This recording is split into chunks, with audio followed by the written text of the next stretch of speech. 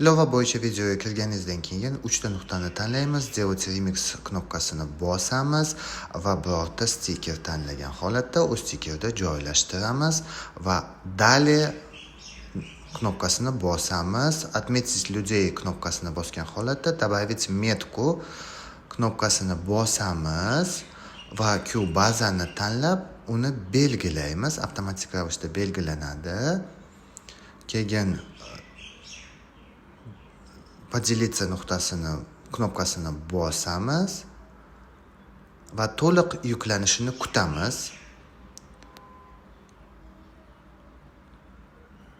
To'liq yuklanib bo'lganidan keyingina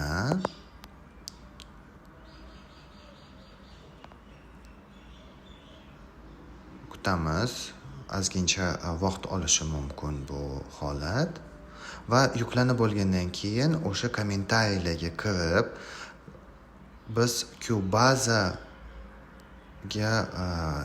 ilova qoldiramiz, Q-baza botiga va uni kommentariyada qoldiramiz o'zimizning kommentariyamizda va o'shandan keyin shart bajarilgan hisob